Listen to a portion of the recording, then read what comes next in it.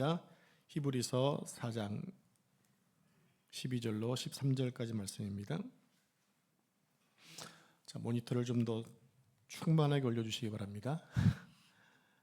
히브리서 4장 12절로 13절 말씀, 신약성경 356페이지입니다. 자, 한 절씩 말씀을 교독하겠습니다. 하나님의 말씀은 살아있고 활력이 있어 좌우의 날선 어떤 검보다 예리하여 혼과 영과 및 관절과 골수를 찔러 쪼개기까지 하며 또 마음의 생각과 뜻을 판단하나니 지으신 것이 하나도 그 앞에 나타나지 않음이 없고 우리의 결산을 받으실 이의 눈앞에 만물이 벌거벗은 것 같이 드러나느니라. 아멘. 이 말씀은 살아계신 하나님의 말씀입니다. 아멘. 오늘 히브리서 강의 몇 번째 시간일까요? 10번째 시간입니다. 제목은 하나님의 말씀은 살아있다라는 제목으로 말씀을 묵상하겠습니다. 오늘 본문은 지난 시간에 살펴본 안식에 대한 말씀과 연결되어 있는 말씀인데도 상당히 어색해 보입니다. 왜냐하면 11절까지 안식을 얘기하다가 갑자기 하나님 말씀에 대해서 얘기하고 있기 때문입니다. 좀 더 고찰해 보면 사실 앞부분과 매우 밀접하게 연관되어 있습니다. 한 챕터 안에 들어있기 때문에 그렇습니다. 히브리서 저자는 앞부분에서 안식의 약속에 대한 말씀을 해주고 계시죠. 그 약속에 믿음으로 순종함으로 안식에 들어갈 것을 권면했는데 오늘 본문에서는 왜 하나님의 말씀에 순종해야 하는지에 대한 이유를 말씀하고 있기 때문입니다. 이스라엘 백성들에게 안식처인 가나안 땅에 들어갈 약속이 주어졌음에도 불구하고 그들이 그 약속에 대한 축복이 되지 못했던 것은 그 약속을 믿음으로 받아들이지 못하고 순종하지 못했기 때문이었다고 말하고 있습니다. 하나님 말씀이 귀하죠. 하나님 말씀은 소중합니다. 그러나 하나님 말씀이 아무리 소중하고 귀해도 그 말씀 우리의 믿음과 결합시키지 못하면 아무런 유익이 되지 못한다는 겁니다. 그런 측면에서 우리가 하나님께서 주시는 평안을 누리고 또 천국의 영원한 안식에 들어가는 것은 전적으로 하나님 말씀을 믿고 순종하는 데 있다는 사실을 다시 한번 기억할 필요가 있다는 것입니다. 오늘 본문은 하나님의 말씀이 하나님의 말씀을 믿는 사람들에게 어떤 능력이 있는지를 말하고 있습니다. 그리고 오늘 이 말씀을 받는 우리에게 믿음으로 순종할 것을 촉구하고 있습니다. 그러므로 오늘 본문을 통해서 하나님 말씀이 우리 안에 들어오면 어떤 역사가 일어나는지를 하나씩 하나씩 구체적으로 살펴보기를 원합니다. 자, 본문 12절 말씀을 개역 한글 성경으로 읽도록 하겠습니다. 같이 합독하겠습니다. 시작. 하나님의 말씀은 살았고 운동력이 있어 좌우의 날선 어떤 검보다도 예리하여 혼과 영과 및 관절과 골수를 찔러 쪼개기까지 하며. 네, 이 말씀이 오늘 본문보다는 조금 더 읽기가 편하죠. 왜냐하면 과거 성경이 많이 익숙하기 때문에 그렇습니다. 자, 첫째로 하나님 말씀은 뭐 했다고 그러냐면 살아있다고 말합니다. 하나님 말씀은 살아있습니다. 살아있다는 말은요, 살다, 생명의 기능을 발휘하다는 뜻이 있습니다. 여러분, 하나님 말씀은 죽은 문자가 아닙니다. 하나님 말씀은 죽은 글자가 아니에요. 하나님 말씀은 말하자마자 금방 공기 속으로 사라져버리고 또 없어져버리는 일시적인 덧없는 말이 아니라는 것입니다. 여러분, 말은 한순간 사라지는 것처럼 보여지는 그 말이 우리의 가슴에 베끼는 한 그 말은 살아있는 것처럼 하나님 말씀은 선포되면 그 말씀 반드시 역사가 일어난다는 거예요. 그렇기 때문에 그 말씀은 살아있다고 말하는 것입니다. 여러분, 하나님 말씀이 영원하다는 말씀을 들어보신 적 있으신가요? 하나님 말씀이 영원하다. 자, 증거를 보여드리겠습니다. 우리 함께 베드로전서 1장 24절 25절 말씀을 화면 보시고 한 절씩 읽겠습니다. 그러므로 오늘 모든 육체는 풀과 같고 그 모든 영광은 풀의 꽃과 같으니 풀은 마르고 꽃은 떨어지되 오직 주의 말씀은 세세토록 있도다 하였으니 너희에게 전한 복음이 곧 이 말씀이니라. 아멘. 자, 춘분이 지나면서 춘분 네, 충분히잖아요. 충분히 지났잖아요. 네, 충분히 엊그저께가 지났죠. 이제 충분히 지나면서 여기저기에 푸른 새싹들이 얼굴을 내밀고 있습니다. 이제 조금만 지나면 생기 있고 푸르게 자랄 것입니다. 그러나 시간이 지나면 그 풀은 다시 마르게 된다는 거죠. 그리고 화려하게 피었던 꽃들도 시간이 지나면 시들게 됩니다. 살아있는 동안은 푸르고 생기 있고 화려할지 모르지만 그것은 모두 잠시뿐입니다. 또 아무리 멋지고 아름다운 인생도 언젠가는 반드시 죽음 앞에 서게 된다는 거예요. 그러나 하나님 말씀은 세세토록 영원하다고 말씀하십니다. 왜 그렇습니까? 하나님 말씀은 살아있기 때문에. 그 증거가 뭘까요? 자, 구약의 이스라엘 백성들을 인도했던 하나님 말씀이 신약 시대를 살고 있는 우리에게 동일하게 역사하고 있고 우리를 인도하고 있습니다. 지금도 하나님 말씀은 살아있어서 우리 속에 들어와서 우리를 변화시키고 우리를 새롭게 하고 우리에게 새 힘을 공급해주고 있습니다. 그래서 말씀을 듣는 자에게는 은혜가 있고 살아 역사하는 능력이 있게 되는 것입니다.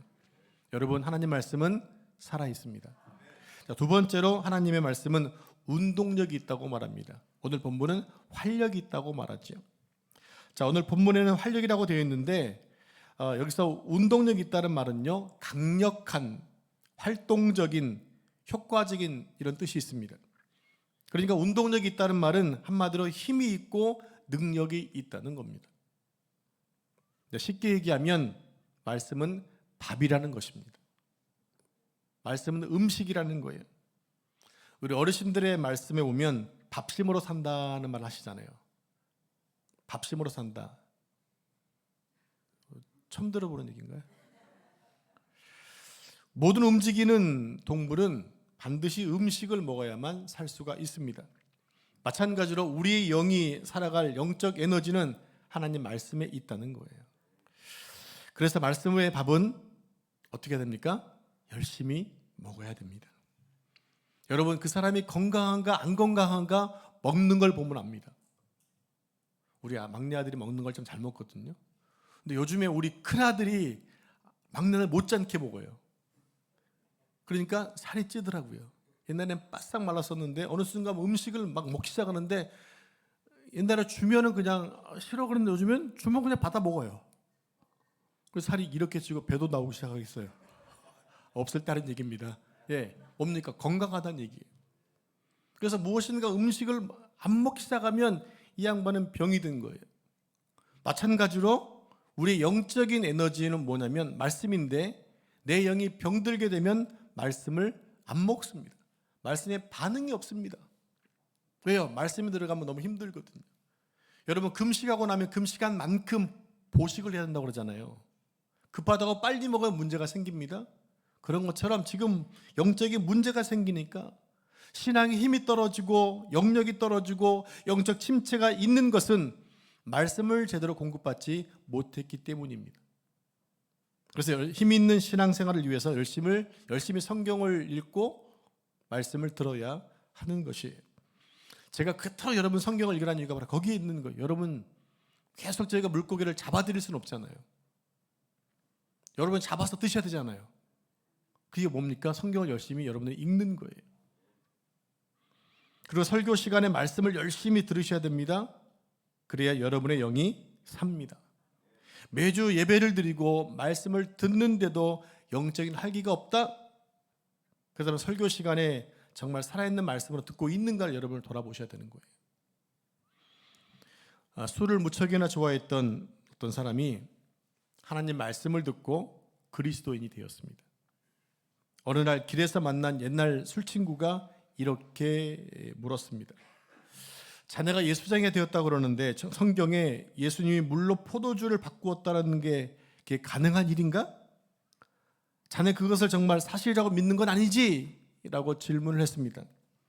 그때 이분이 이렇게 얘기합니다. 예수님이 물로 포도주를 만드셨는지 아닌지는 아직은 내가 잘 모르지만 분명한 것이 있네.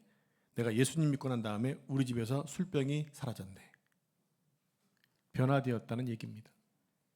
여러분, 하나님 말씀은 오늘도 지구 곳곳에서 많은 사람들의 삶을 변화시키고 있습니다.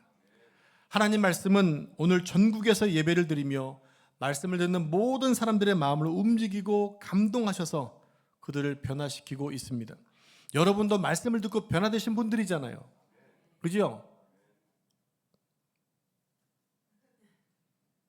누가 합니까 그거를? 예수님도 아시고 나랑 함께 살고 있는 배우자도 알고 부모님도 알고 자식도 압니다. 변화된 것을 아는 거예요. 하나님의 말씀은 온 열방에서 예배하는 사람들을 변화시키고 살아있는 말씀으로 우리에게 들려주고 있습니다. 왜 그럴까요? 우리 함께 요한복음 3장 5절 말씀을 합독하겠습니다. 시작. 진실로 진실로 내게 이르노니 사람이 물과 성령으로 나지 아니하면 하나님 나라에 들어갈 수 없느니라. 여러분, 어느 누구도 죄를 용서받지 않고서는 구원받을 수가 없습니다. 또 천국에 들어갈 수도 없습니다. 그런데 죄 용서함을 받고 새롭게 태어나는 일은 성령의 역사라면 가능한 것입니다. 구원은, 이 거듭남의 역사는 오직 성령의 역사로만 가능합니다. 그런데 이 성령의 역사가 언제 일어나는 걸까요? 바로 하나님 말씀을 들을 때 있습니다. 왜냐하면 하나님 말씀은 성령의 감동으로 쓰여졌기 때문입니다. 그래서 말씀이 전해지고 말씀이 들려질 때에 그 말씀 가운데 역사하시는 성령의 역사로 구원이 일어나게 되는 거예요. 놀라운 영적 변화가 일어나게 되는 것입니다. 한국 기독교 역사 가운데 부흥사로 유명했던 김익두 목사님이 계십니다. 들어보셨나요? 김익두. 이름이 특이하니까 까먹지 마시기 바랍니다. 이분은 청년 시절에 깡패로 유명했습니다. 이분이 얼마나 많은 사람들을 괴롭혔는지 어떤 사람은 시장에서 이 김익두를 제발 만나지 않기 위해서 정화수를 떠놓고 하늘에 빌 정도였답니다. 그런데 이 김익두 청년이 스왈란이라고 하는 미국 선교사님이 인도하시는 예배 참석에서 설교를 듣는 가운데 성령의 체험을 하게 됩니다. 그래서 김익두는 철저하게 회개하고 예수님을 믿게 되었어요. 그러자 변화된 김익두 청년은 자신의 장례 부고장을 사람들에게 돌립니다. 나 김익두는 죽었다. 나 김익두는 이제 예수님 안에서 죽었다라는 부고장을 돌린 거예요. 그리고 그런 집집마다 돌아다니면서 많은 사람들에게 복음을 전합니다. 이제 그래서 어떤 사람이 김익두를 보고 이렇게 얘기하는 거예요. 왜 김익두의 삶을 알았던 사람이 김익두를 보고 이렇게 얘기한 것입니다. 그래, 정말로 네가 죽었나 보자. 김익두가 정말 죽었나 보자. 내가 확인해 봐야겠다. 라고 하면서 그가 지나갈 때 구정물을 확 하고 끼얹어 버렸습니다. 구정물 뒤집어 쓴 거지요. 어떻게 하려나 보려고 한 거예요. 근데 김익두는 물을 털털 털어내면서 씩 웃으면서 이렇게 얘기했답니다. 내가 정말 죽었으니까 오늘 당신이 이렇게 살아있는 거예요. 이해가 되시죠? 옛날 같았으면 죽었다 그겁니다. 근데 내가 죽으니까 살았다는 그 얘기한 겁니다. 그렇습니다. 하나님의 사람은 내 자아가 죽은 사람입니다. 옛 사람이 죽고 주 안에서 새로운 피조물로 태어난 사람이 하나님의 사람입니다. 그러니까 우리의 옛날 성질이 죽어야 하는 거예요. 고집도 죽어야 합니다. 교만도 죽고 허용도 죽어야 합니다. 자기 자신이 다 죽은 사람이 하나님의 사람입니다. 그런 사람이 바로 어떤 사람입니까? 거듭난 사람이죠. 그래서 우리는 사도 바울처럼 나는 날마다 죽노라 라는 고백과 함께 매일매일 말씀으로 죽는 연습을 해야 되는 거예요. 그래야 나는 죽고 나 대신 누가 살아납니까? 예수님이 살아나는 거예요. 여러분, 그렇다면 이런 거듭남이 어떻게 가능한 것일까요? 이런 일을 가능하게 하는 것이 바로 하나님 말씀에 있다는 겁니다. 하나님 말씀이 들어와서 내 삶 가운데 역사하면 내가 변화되어지고 나는 날마다 죽고 대신에 예수님이 살아나게 된다는 거예요. 왜 그렇습니까? 하나님 말씀은 운동력이 있기 때문에 그렇습니다. 계속 나를 움직이게 만듭니다. 가만히 있게 만들지 않습니다. 바라기는 하나님 말씀을 여러분 영혼으로 삼아서 여러분 삶이 생명력이 있는, 생기가 넘치는, 활력이 넘치고 에너지가 넘치는 그런 삶을 사시기를 축복합니다. 세 번째로 하나님 말씀은 좌우의 날섬 검보다 더 예리하다고 말씀합니다. 좌우의 날선 검보다 더 예리하다. 두 가지가 강조되고 있죠. 하나는 하나님 말씀은 좌우의 날선 검이라는 거예요. 여러분, 좌우가 날선 검이 뭔지 아시죠? 양날 검을 말하고 있는 거예요. 이 검은 한편으로는 생명을 살리는 일을 하고 한편으로는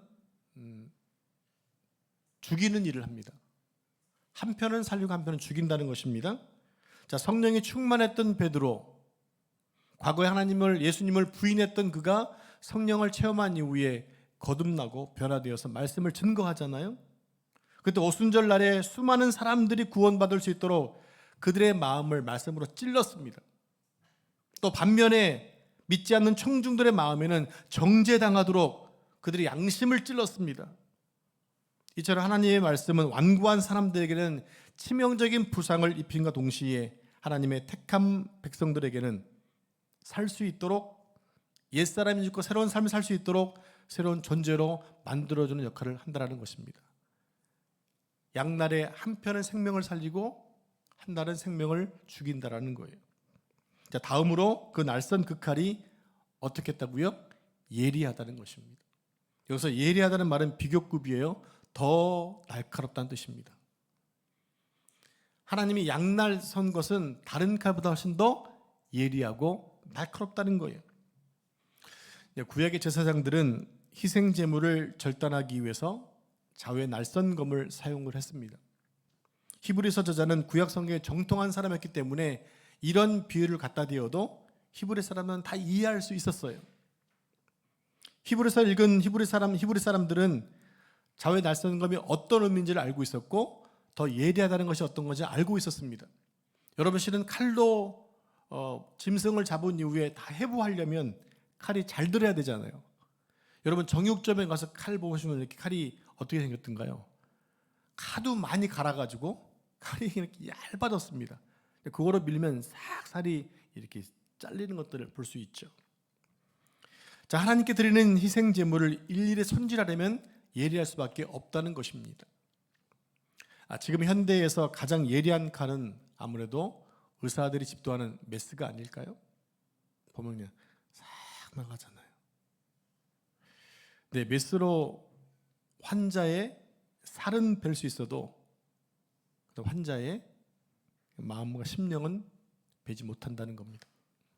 그러나 하나님의 말씀의 칼은 육적 생명은 물론 영적 생명까지 구원에 이르게 하거나 반대로 멸망에 이르게 할 수 있는 가공할 파괴를 가진 칼로 소개하고 있다는 겁니다. 그래서 하나님 말씀은 들으면 살든지 죽든지 한다는 거예요. 여러분, 하나님 말씀이 여러분을 살리셨습니까? 죽이셨습니까? 그런 줄로 믿습니다. 생명은 나를 살리는 일을 감당했다고 하는 것입니다. 오늘 여러분들에게 이 하나님의 날선검이 여러분의 모든 제약을 찍어내고 새롭게 해서 영원한 생명을 주신 줄로 믿습니다. 자, 네 번째로 하나님 말씀은 인간의 가장 깊은 내면까지 찔러 쪼갠다고 말합니다. 방송님 모니터 좀만 더 올려주실래요? 자, 하나님 말씀은 우리의 영과 혼과 관절과 골수를 찔러 쪼갠다고 말하고 있습니다. 무엇입니까? 영과 혼과 관절과 골수를 찔러 쪼갠다. 그래서 찔르다는 얘기가 무슨 뜻이냐면 통과하다, 또 꿰뚫다, 관통한다는 의미를 가지고 있어요. 그러니까 하나님 말씀이 인간의 깊은 내면을 꿰뚫어서 잠재된 의식까지 들춰내는 능력이 있다라는 거죠. 인격의 변화를 일으킨다라는 거예요. 또 12절 중반에 보면 혼과 영과 관절과 골수라는 말은요, 더 이상 분리시킬 수 없다라는 것입니다. 그러니까 하나님 말씀은 인간의 내부의 가장 깊숙한 곳까지 찔러서 관통한다는 거예요. 하나님 말씀은 찾지 못할 곳이 없다라는 얘기예요. 모든 것을 완전히 들춰낸다는 뜻입니다. 여러분, 의사가 환자의 병든 부분을 잘라내고 꿰뚫어 수술하듯이 하나님 말씀이 우리 인간의 내부의 가장 깊은 곳까지 꿰뚫는다는 것입니다. 그래서 뭐 한다는 얘기입니까? 살려낸다는 것입니다. 여러분, 우리가 수술받는 이유는 뭔가요? 나쁜 것을 제거하기 위한 거 아닌가요? 그러려면 어디를 이렇게 좀 가르고 나서 바로 앞에 있으면 괜찮지만 우리의 몸에 실으면 췌장 같은 것을 한다면 어떻게 해야 됩니까? 훨씬 더 헤집어야 되잖아요. 그런 식으로 말씀이 뚫고 지나간다는 것이. 자, 다섯 번째로 하나님의 말씀은 심판관이라는 것입니다. 심판관, 판단한다는 것입니다. 자, 12절 마지막 부분에 하나님 말씀은 판단한다고 했습니다. 판단한다는 말은 법적 용어인데 구별하다, 또 판단하다, 판결하다는 뜻이 있습니다. 즉 하나님 말씀이 인간의 인격과 또 속마음과 생각을 구별하고 판결한다는 것이에요. 여러분, 하나님 말씀 앞에서 숨길 것이 아무것도 없다는 것입니다. 그래서 다윗은 솔로몬에게 이런 유언을 남겨요. 여호와께서는 묻는 마음을 감찰하사 모든 사상을 아신다라고 말합니다. 우리의 생각을 다 알고 계신다라는 거예요. 사무엘상 16장 7절에 보면 이런 말씀이 있어요. 나의 보는 것은 사람과 같지 아니하니 사람은 외모를 보거니와 나 여호와는 중심을 본다. 여러분, 사람들은 보이는 대로 판단을 합니다. 아유, 졸고 계시는 거 보니까 피곤하시겠네. 피곤하신가 보다. 간밤에 1시까지 텔레비전 봤나 보네. 이렇게 그냥 판단할 수 있다는 얘기예요. 왜? 보이는 대로니까. 그래서 보기에 만약에 좋아 보이면 좋은 사람, 보이기에 뭐하면 나쁜 사람으로 그냥 우리 인지해버리고 판단해버리는 거예요. 우리는 보이는 대로, 왜? 속을 모르니까, 환경을 모르니까. 근데 하나님은 어디를 보신다? 중심을 보신다라고 하는 거예요. 다윗은 목동이었습니다. 다윗은 8형제 중 막내 아들이었죠. 그래서 아버지도 그 아들을 기억하지 못할 정도로 잊혀진 아들이었어요. 근데 중심 보신 하나님은 그를 찾아내서 그를 뭐 하십니까? 왕으로 세우신다라는 거예요. 다윗은 비록 보잘것없는 양치기였지만 그의 마음의 중심은 언제나 하나님께 있었어요. 하나님께 있는 그 중심 보신 하나님은 그를 세우시사 내 마음에 합한 자라고 인정해 주셨어요. 그리고 성군으로 세워주셨죠. 여러분, 하나님 말씀이 우리 인간을 판단하십니다. 그런데 간혹 성도들 중에 말씀을 판단하는 사람들이 있어요. 기분 나쁘다는 거죠. 저 말씀은 틀렸다는 겁니다. 저 설교자는 틀렸다는 겁니다. 그런 사람은 절대로 은혜를 못 받습니다. 아멘이십니까? 오늘 본문은 이렇게 얘기합니다. 말씀이 너를 판단한다. 우리가 말씀을 판단하는 게 아니고 말씀이 우리의 마음과 생각과 뜻을 쪼개서 판단하는 겁니다. 그래서 너는 옳다 그르다, 죽었다 살았다, 맞다 틀렸다, 된다 안 된다, 해라 하지 말라, 하지 말라는 거예요. 우리 인간은 자신의 들보는 보지 못하고 남의 티를 잘 보는 특징이 있습니다. 우리 주님은 그렇게 살지 말라는 거예요. 여러분, 하나님 말씀이 나를 도마에 올려놓고 나를 판단해서 착착 잘라서 수술하는 것이지 우리가 감히 하나님 말씀을 판단해서는 안 된다는 겁니다. 그런데 현실은 그렇지 않은 것 같아요. 현대 교인들은 설교를 들으면서 말씀을 잘 판단합니다. 그러니까 생명이 안 일어나고 진정한 회개가 안 일어나는 거예요. 왜냐하면 감히 하나님 말씀을, 하나님을 판단하기 때문에 그런 것입니다. 그래서 은혜를 못 받는 거예요. 그러다 보니 신앙이 자라지 않습니다. 본인은 자신의 신앙이 성장했다고 말하지만 하나님 보시기에 전혀 안 자랄 수 있다는 얘기예요. 관점이 누구 관점 봐야 되나? 내 관점이 아니라 하나님 관점 보는 게 중요해요. 왜? 하나님 말씀이 나를 판단하시기 때문에. 성도 여러분, 사람이 하나님의 말씀을 판단하는 것이 아니라 하나님 말씀이 우리를 판단한다는 사실을 꼭 기억하시기 바랍니다. 왜냐하면 우리의 모든 것이 하나님 앞에 다 드러나기 때문에 그렇습니다. 자, 우리 함께 본문 13절 말씀을 합독하겠습니다. 시작. 지으신 것이 하나도 그 앞에 나타나지 않음이 없고 우리의 결산을 받으실 이의 눈앞에 만물이 발거벗은 것 같이 드러나느니라. 자, 먼저 지으신 것이 하나라도 그 앞에 드러나지 않음이 없다고 말씀하고 있어요. 지으신 것이는 무엇이냐면 모든 피조물을 말하고 있습니다. 그리고 나타나지 않음이 없고라는 말은 모든 것이 다 드러난다는 것입니다. 그러니까 하나님의 시야에서 모든 창조물들이 벗어날 수 없다는 겁니다. 우리는 우리가 눈을 감으면 안 보이고 내 뒤에 있는 건 안 보일 수밖에 없지만 하나님은 못 보시는 게 없다는 얘기입니다. 다 보신다라는 거예요. 피조물들은 모두 하나님의 눈을 피할 수가 없습니다. 아담과 범죄한 이후에 무화과 나무들을 숨었잖아요. 밑으로 못 찾을 줄 알고. 근데 하나님은 찾아오셨어요. 숨을 곳이 없다는 얘기입니다. 자, 부러진 다리뼈는 엑스레이 촬영을 하면 금방 선명해 보이잖아요. 그죠? 제가 이제 목 디스크를 이렇게 생겨가지고 엑스레이 찍었더니 세상에 이렇게 막 펴졌어요. 엑스레이 볼 때 나타나는 거예요. 지금은 안 보이시죠, 제가. 그죠? 근데 엑스레이는 다 드러나더라는 얘기입니다.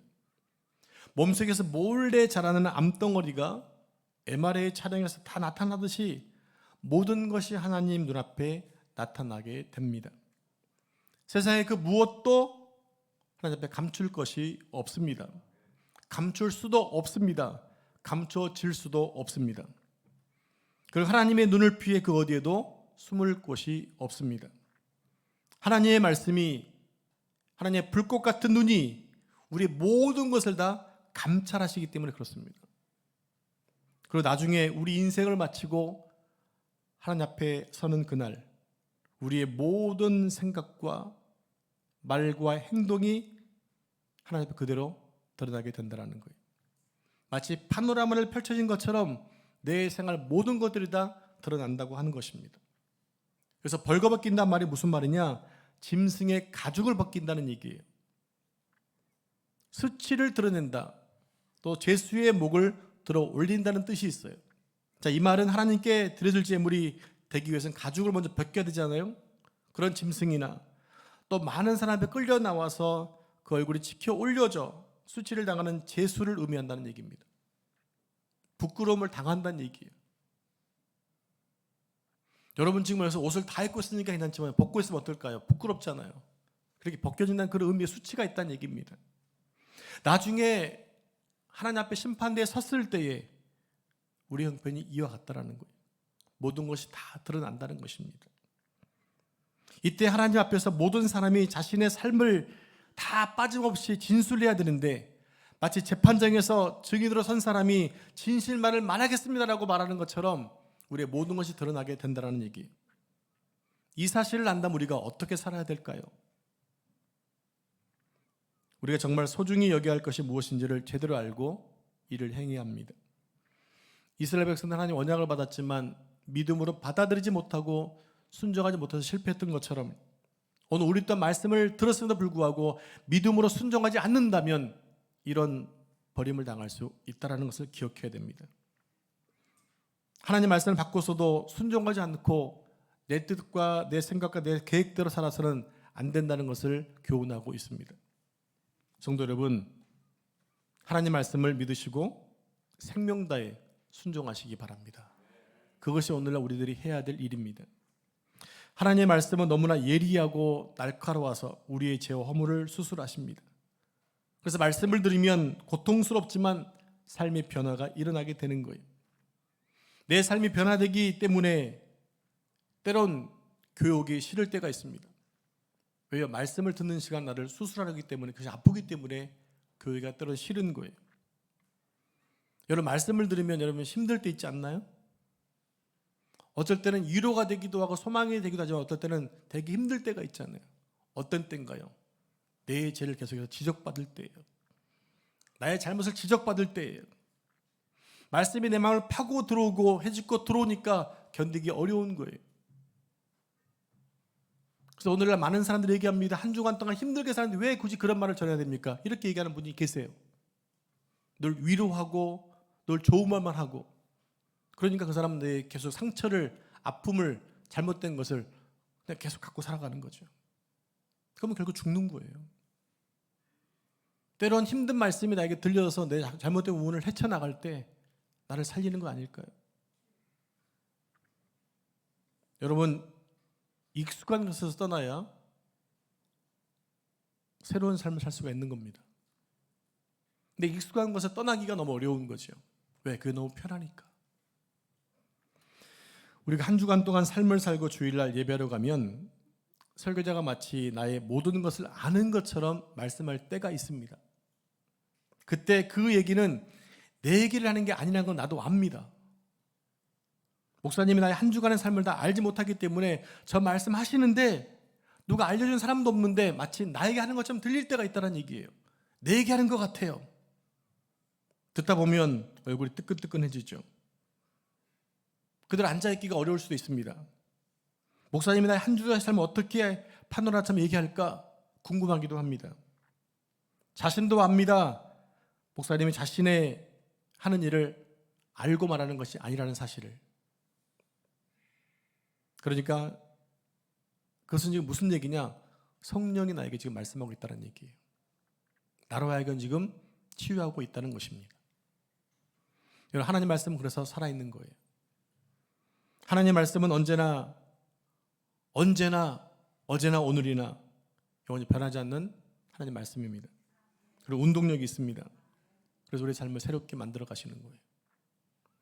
또 하나님 말씀은 검과 같이 예리해서 우리의 모든 것들을 찔러 쪼개서 새롭게 만들어 가십니다. 우리를 변화시켜 가는 거예요. 또 하나님 앞에 벌거벗겨 버립니다. 모든 것이 드러나서 차마 고개를 들 수 없게 만들어 버립니다. 나를 고쳐 가시는 거예요. 여러분, 이런 하나님 말씀을 붙들고 사시겠습니까? 아니면 말씀을 내팽개치고 여러분 뜻대로 사시겠습니까? 여러분의 선택입니다. 여러분, 말씀이 우리 안에 있어야 됩니다. 말씀이 내 안에 있으면 말씀이 나오게 되어 있는 거예요. 자, 오늘 아침에 문자를 받으셨죠? 갑작스럽게 아침에 공사를 앞에 하는 바람에 제가 집에서 CCTV 보니까 막 이게 아침부터 난리가 난 거예요. 제가 가서 일하는 분에게 민원을 걸어가지고 막 못하게 막는다면 공사를 못하겠죠. 여러분, 후유증이 있겠죠. 실은 저 땅은 우리 땅이 아니거든요. 지금 파고 있는 땅은 우리가 빌려서 쓰고 있는 거거든요. 주인이 기분 나쁘다고 이 땅 쓰지 마 하면 우리 손에 누가 보나요? 우리가 보죠.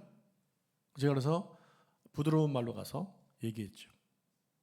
아, 이렇게 하시면 좀 곤란한데 제가 차 앞을 못 들어오게 막을 테니까 빨리 끝내주세요. 너무 좋아하시는 거예요. 가는 말에 고와야 모든 말이 고운 것처럼 제가 그렇게 타일러서 얘기했습니다. 만약에 제가 감정대로 감정을 감추지 못하고 있는 대로 했다면 서로 간에 언짢아질 것이고 이웃사촌이 적이 되는 것입니다. 이것도 지금 주의 말씀이 아침에 저한테 감동을 주셨기에 제가 보고 참고 기도하고 와서 좀 맺은 결론이에요. 그때 최대한 빨리 공사를 끝내주시겠다고 말씀을 들었어요. 저분이 얼마나 저에게 감사할까요? 그러면서 아, 교회는 다르구나 라고 느낄 수 있겠죠. 여러분, 말씀으로 제 안에 말씀이 들어와서 말씀을 준비했기 때문에 이런 말이 나갔다는 얘기입니다. 내 안에 말씀이 있으면 뭐가 나가요? 말씀이 나가는 거예요. 근데 내 안에 말씀이 없으면 뭐가 나갑니까? 내 혈기가 나가는 거죠. 그러면 관계가 깨지게 되는 것이고 인생이 힘들어지는 것입니다. 이제 말씀을 마치도록 하겠습니다. 성도 여러분, 우리는 새롭게 태어난 하나님의 사람들로서 하나님 말씀을 아는데 힘써야 합니다. 힘써야 합니다. 그리고 말씀에 순종하는데 힘써야 됩니다. 아는 것도 힘쓰고 순종하는 것도 힘써야 됩니다. 안 그러면 이스라엘 백성들처럼 실패할 수 있기 때문입니다. 어떤 학생이 똑같이 학교를 다니는데 학교에 잘 적응하지 못하는 경우가 있어요. 왜냐하면 힘쓰지 않기 때문에 그래요. 아침에 안 일어납니다. 맨날 학교에 지각합니다. 시험 볼 때 백지를 냅니다. 친구들과 자주 싸웁니다. 학교에 정한 규칙을 안 지킵니다. 그래서 입학을 했는데 졸업 못하는 거예요. 똑같이 교회를 다녔는데 어떤 사람은 힘쓰는 사람이 있고 어떤 사람은 판단만 하고 힘쓰지 않는 사람이 있어요. 그 사람은 10년을 교회 다녀도 언제나 제자리입니다. 성장이 없어요. 10년을 교회 다녀도 술, 담배를 못 끊습니다. 10년을 다녀도 예배 시간마다 늦습니다. 10년을 다녀도 급한 일이 있으면 교회를 빠집니다. 그러면서 여행은 다 다닙니다. 할 일은 다 합니다. 10년을 다녀도 성경을 한 번도 안 읽었습니다. 그래서 하박국을 피라고 하면 그래서 호박국 준다고 좋아합니다. 더 큰 문제가 뭡니까? 10년을 다녀도 그 사람이 같은 교인인지를 못 알아봐요.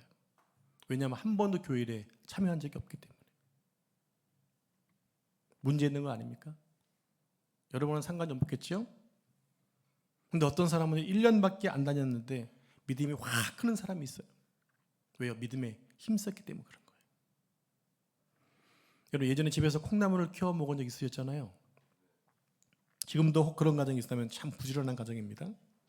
콩나물을 기르려면 시루 같은 구멍이 뚫린 용기에 천을 두르고 콩을 깔고 계속 물을 줍니다. 하루에 몇 차례씩 물을 주죠. 그러면 싹이 나고 콩나물이 자라기 시작을 합니다. 그럼 뽑아먹기 시작을 하죠. 그런데 보면 똑같은 환경, 똑같은 온도, 똑같은 장소, 똑같은 물을 줬는데 어떤 콩은 썩어버린 콩이 있다는 거예요. 어떤 콩은 잘 자라 콩나물이 되고 어떤 건 애초부터 썩어 있었는데 계속 물을 주다 보니까 완전히 썩어서 냄새가 나는 거예요. 평소에는 몰랐는데 똑같이 물을 줘보니까 그런 차이가 나더라는 것입니다. 교회도 똑같습니다. 교회 안에도 잘 자라서 주의 일꾼이 되는 사람이 있는가 하면 또 어떤 사람은 잘하지를 못해서 계속 나의 도움만 받는 사람이 있고요. 어떤 사람은 애초부터 안 되는 사람이 있습니다. 여러분은 어디에 속해 있습니까? 그래서 성경은 말합니다. 힘쓰라고 말하는 것이. 잘하기를 힘쓰고 말씀에 순종하기를 힘쓰고 안식에 들어가기를 힘쓰고 천국에 들어가기를 힘쓰라는 것입니다.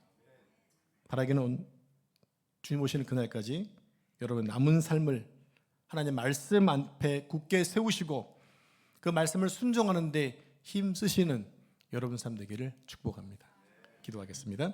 하나님 아버지, 오늘 우리에게 하나님 말씀을 믿는 바른 믿음을 주시고 그 말씀에 순종하는 저희가 되게 하여 주옵소서. 말씀을 들을 때 교만하지 않게 하시고 말씀이 우리를 수술하여 들 때에 순종함으로 아프고 힘들고 어려워도 그 시간들을 잘 인내하고 견뎌내서 주님이 기뻐하시는 거룩한 형상이요 하나님의 군사요 거룩한 백성들로 만들어져 갈 수 있도록 성령님 이 시간에 은혜를 주시옵소서. 성령 오늘도 우리가 은혜의 보좌 앞에 나왔습니다. 우리에게 하나님의 은혜를 넘치도록 부어 주시옵소서. 하나님 말씀이 들려지게 해 주시옵소서. 그 은혜를 한 주간도 승리하게 하시고 우리의 평생이 복된 인생이 되게 하여 주옵소서. 이 모든 말씀을 거룩하신 예수님의 이름으로 기도합니다. 아멘.